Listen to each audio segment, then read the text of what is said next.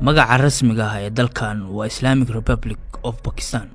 waana dal dhaca koonfurta Asia waa dalka shanaad ee ugu dadka badan dunida oo ilaa 250 milyan ayaa ku nool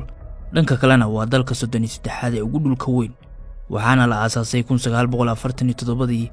kadib markii uu ka xarig furtay dalka ay maanta sida weyn isku hayaan ee India bilowgii qarnigii 20aad ayuu si rasmi ah u curtay dhaqdhaqaaqa muslimiintii ku noolaa dhulkan intii uu Ingiriisku xukumay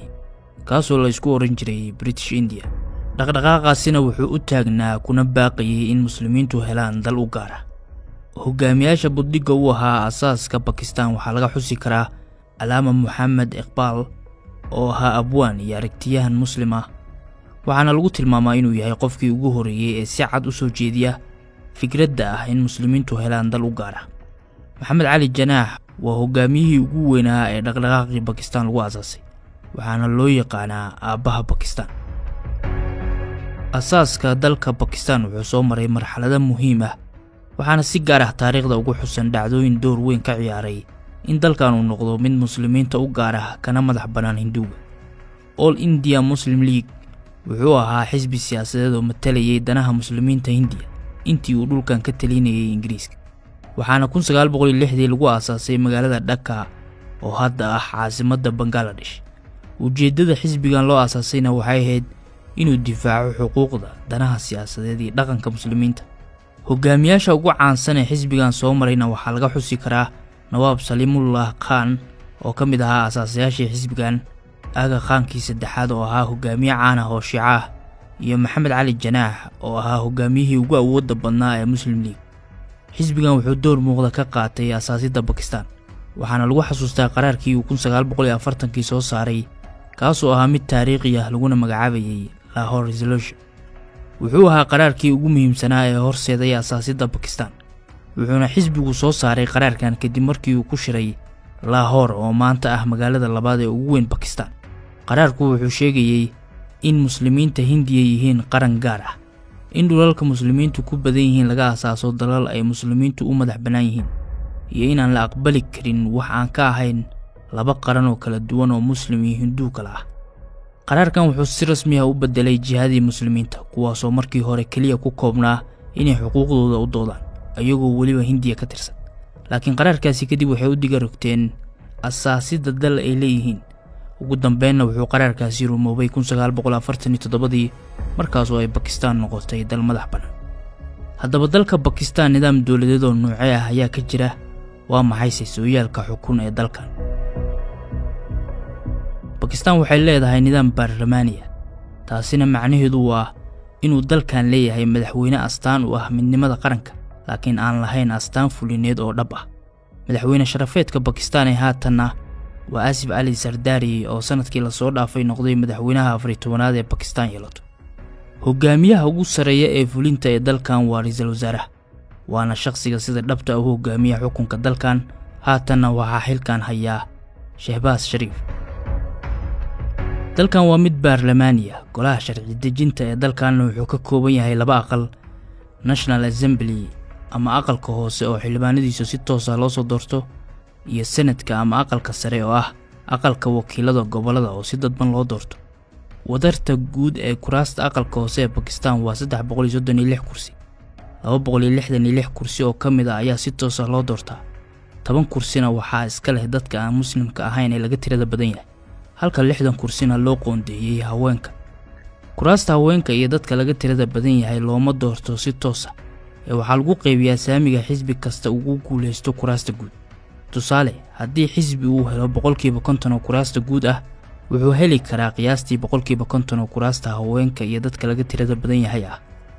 aqalka sare waa hay'ad muhiim ah oo lagu ilaaliyo dheelitirka awoodda siyaasadeed ee gobolada dalkan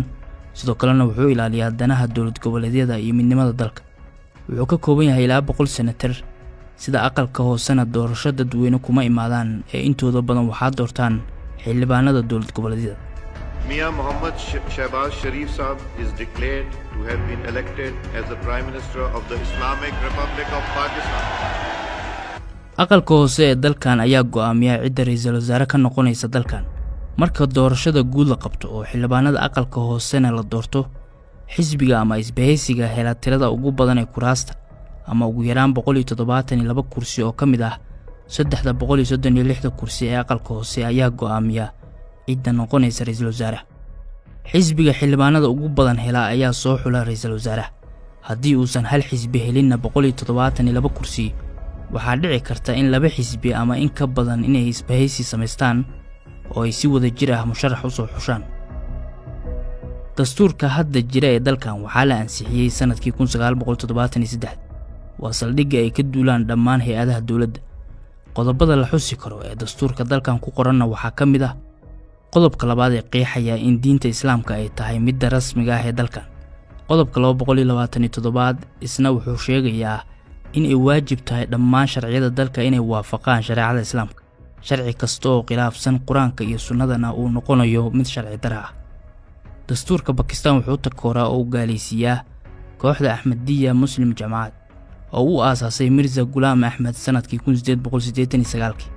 kooxdan sababaha ay Pakistan u takoorto waxaa ka mid ah inay aaminsan yihiin inuu Nabi Ciise dhintay, in Mirza Ghulam yahay mid Alle uu u soo diray si uu diinta u cusboonaysiiyo, isla markaana uu yahay nabi ruuxiya. waxaa laga mamnuucay inay meelaha public isugu yimaadaan iyo inay masaajida dhistaan. waxayna intooda badan u qaxeen dhanka dalalka galbeedka sida UK oo uu ku sugan yahay hogaamiyahooda Mirza Masroor Ahmed. Pakistan waa mid ka mid ah dalalka nidaamka federaal uu ka jiro, waxayna gobolada dalkan leeyihiin madax bannaani xadidan. Punjab waa gobolka ugu weyn uguna dadka badan dalkan, wuxuuna leeyahay saameyn weyn oo jaangoysa siyaasadda dalkan. Sindh waa gobol dhaqaale waxaana dhacda magaalada dekedda leh uguna weyn dalkan ee Karachi, waana caasimadda dhaqaalaha ee Pakistan. Khyber Pakhtunkhwa waa gobol ku dhow Afghanistan, wuxuuna caan ku yahay dagaalada ba'an ee ka dhaca. dadka Pashtunka ayaana gobolkan ku badan, sidoo kalena Pashtunku waa qoomiyadda ugu ballaaran ee dalka Afghanistan. Balochistan waa gobolka ugu weyn Pakistan, wuxuuna caan ku yahay taariikhdiisa ku saabsan gooni istaagga. Pakistan gobolkan waxay u aragtaa mid muhiim ah oo lagama maarmaan ay tahay inuu ka mid ahaado Pakistan, wuxuuna xad dheer la wadaagaa Iran iyo Afghanistan, wuxuuna leeyahay kheyraad badan. labada gobol ee Gilgit-Baltistan iyo Azad Kashmir ma laha maqaamka gobolada kale ee waaweyn ee Pakistan oo kale. waa kuwa aan ahayn gobollo buuxa, balse waa kuwa dawladda Pakistan ay xukunto. caasimadda dalkan ee Islamabad kama mid ahan gobolada kale ee Pakistan, waxaana si toos ah u xukunta dawladda dhexe. goboladu waxay leeyihiin baarlamaan u gaar ah, ra'iisul wasaare iyo madaxweyne goboleed, waxayna si buuxda u hoos tagaan dawladda dhexe. marka aan eegno hay'adda garsoorka ee dalkan, waa mid faracyo badan leh, waxaana dalkan ka jiraan maxkamado kala duwan. maxkamadda sare ee qaranka waa midda ugu sareysa dalka, waana midda leh go'aanka ugu dambeeya. waxaana sidoo kale jiraan sida maxkamadaha sare ee gobolada oo gaarayaan ilaa 4 gobol ee waaweyn iyo Islamabad, waxayna xukumaan kiisaska laga keeno gobolada. waxaa jiraan maxkamado hoose sida kuwa degmooyinka, waxayna xukumaan kiisaska madaniga ah iyo dambiyada heerka hoose ah.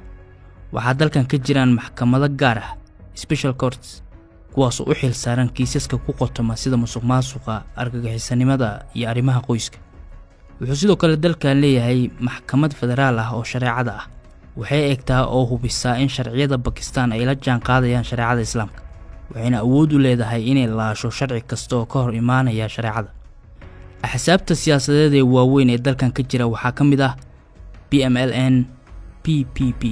iyo BTI oo uu 1996 aasaasay Imran Khan. wuxuu ahaa ciyaaryahan kubadda cricketka ku caan ah, wuxuuna markuu xisbigan aasaasayay uu sheegay in uu yahay isbedel doon.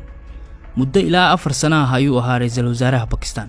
bishii Abriil ee 2022 ayaana xilka looga qaaday mooshin laga keenay, waxaana kadib loo taxaabay xabsiga asigoona lagu soo eedeeyay musuqmaasuq iyo kicin dadweyne. tan iyo markii uu dalkan madax bannaanida helay ma soo marin ra'iisul wasaare muddo xiliedkiisa 5 sano ah dhamaystay, waxayna ra'iisul wasaarayaashii soo maray dalkan wajaheen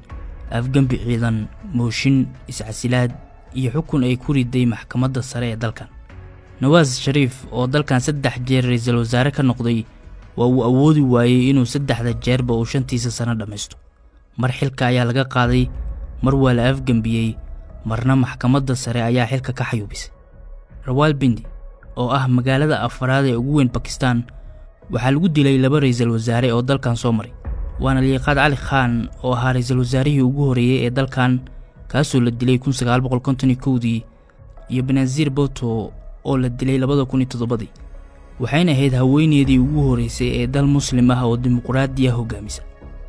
Pakistan waxay leedahay nidaam dawladeed oo u muuqda mid dimuqraadi ah laakiin militariga ayaa hoos ka maamula saameyn weyn ku leh jihaynta dalkan. militarigu ilaa 3 afgambi oo waaweyn ayay dalkan ka sameeyeen waxayna si toos ah Pakistan u xukumayeen wadar ahaan ilaa 33 sano waxayna xukunka hayeen ku dhawaad kala bar oo ah inta ay Pakistan dal madax banaan tahay.